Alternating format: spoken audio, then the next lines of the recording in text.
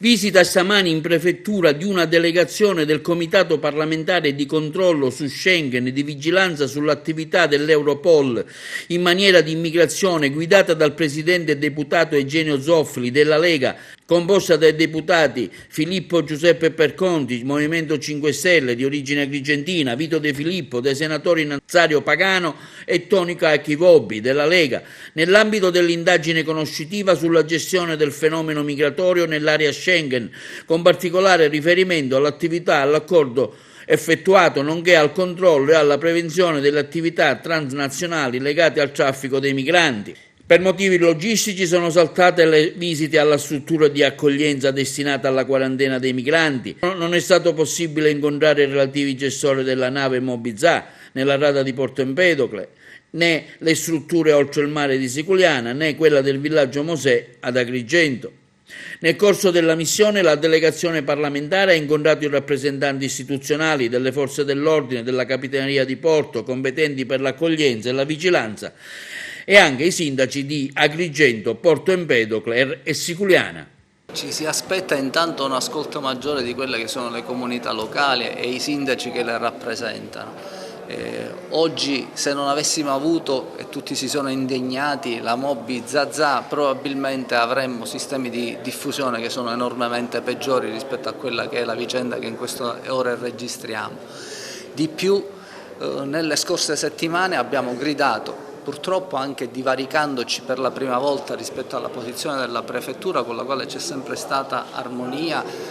in ordine alla collocazione di un gruppo di migranti in una struttura di villaggio Mosè. Non è possibile. Ho detto qui in Commissione Schengen che non è possibile che i sindaci non vengano direttamente coinvolti in queste scelte. Non è possibile collocare in una condizione di pandemia generale un certo numero di migranti accanto a 5 strutture alberghiere, a B&B, a un'area residenziale, a tanti supermercati, a tante attività libero-professionali e poi vedere alcune scene che si sono verificate e che tutti quanti avete documentato. Ora la nostra, che è terra storicamente di accoglienza, non fa le cacce, ma certamente non possiamo rompere un elastico, perché quando l'elastico si tira troppo poi si rompe. Allora Agrigento richiede una maggiore responsabilità nella gestione di queste scelte, facendo in modo che i sindaci siano direttamente coinvolti ed esprimano le esigenze della propria comunità.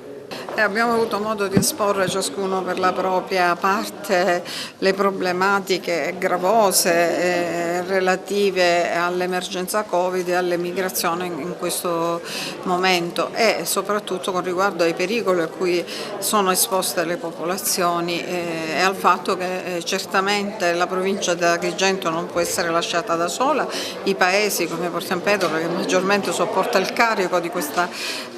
questo flusso migratorio, di questo pericolo, perché evidentemente quando il decreto interministeriale stabilisce che i porti non sono sicuri per l'ONG fa riferimento non al mezzo navale ma alle persone che sbarcano con le ONG, come infatti si è evidenziato ora con il focolaio di 28 persone infette sulla nave Moby Zazà. Per fortuna la nave è attrezzata, ci sono dei compartimenti stagni, ha lì stesso le strutture mediche, però evidentemente già uno è stato fatto scendere e siamo qua, quindi è una situazione di pericolo che determina intanto per la salute, ho ribadito che noi sindaci siamo autorità sanitaria del territorio, quindi è obbligo, non è una facoltà o un favore che ci fanno di informarci di tutto quello che avviene nel territorio. Ritengo che sia stato un incontro proficuo anche perché noi sindaci abbiamo avuto la possibilità di esporre